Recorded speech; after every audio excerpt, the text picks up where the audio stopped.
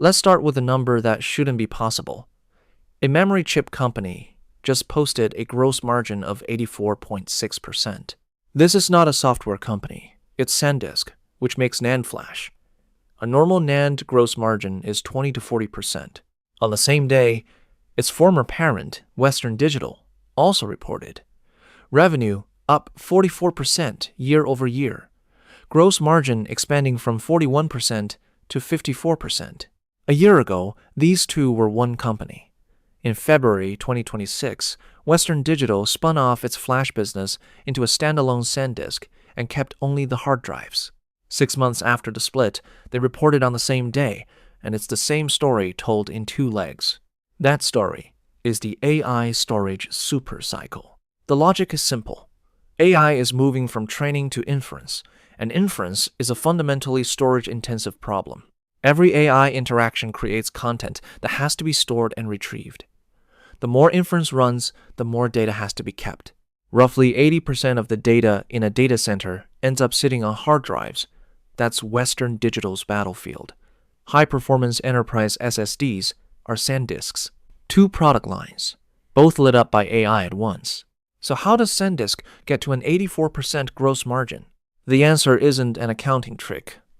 It's pricing in an extreme shortage. This quarter, 2/3 of SanDisk's sequential revenue growth came from higher pricing, and only 1/3 from volume. On the income statement, its cost of revenue barely moved while revenue multiplied.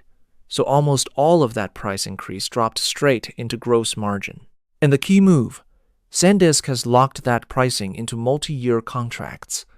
It has signed 8 committed supply agreements, averaging over 4 years, covering more than half of its 2027 output. Even at the contractual floor price, the margin is around 80%. Western Digital is doing the same thing, just with a different tool called long-term agreements. Its LTAs already run to 2029, with 2030 and 2031 under negotiation. Cloud is 89% of its revenue, mostly under contract, with predictable step-ups in price. There's a caveat worth flagging. Both companies' GAAP net income is inflated by one-time equity gains. In Western Digital's case, a revaluation gain on the SanDisk stake is still held. In SanDisk's case, a gain on investments. To judge the core business, use the non-GAAP number. Even stripped of those, the underlying growth is enormous. Western Digital's core EPS was up 109%, and SanDisk's is many times last year's. That's why, on both calls, the analyst questions circle the same issue. Is this cycle durable? An analyst from Cantor opened Western Digital's call by comparing the two directly. SanDisk grew faster and guided to a higher margin. So what gives? Western Digital's answer: NAND pricing is simply more elastic, while it deliberately smooths its own price increases into a predictable slope. The same analyst pressed SanDisk from another angle. Semiconductor investors shouldn't just watch margin and EPS, but ask about the durability of the cycle. SanDisk's CEO said they want a fair return, but more importantly, to take the boom and bust out of the business. An analyst from Wells Fargo asked when supply and demand converge. The CEO said it won't happen at the industry level, but contract by contract with customers. His strongest signal: customers who signed just 1 quarter ago are already coming back for more. An analyst from Morgan Stanley asked Western Digital about sovereign AI and neocloud demand.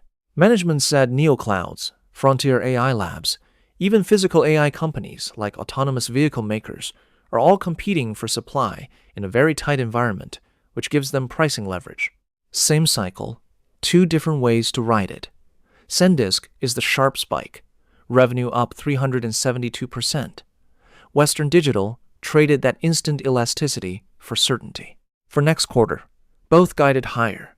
Western Digital sees revenue of $4.1 billion, up 45%. SanDisk sees $10.3 to $10.8 billion, with gross margin holding at 83 to 85%. Put the quarter together, and the real question isn't how much they earned this quarter, is whether this contract model can genuinely take the boom and bust out of the storage industry. 3 months from now is the first check. Watch 3 things.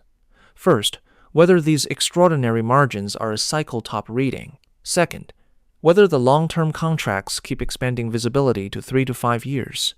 Third, whether AI storage demand is a few years of pull forward or the start of a decade.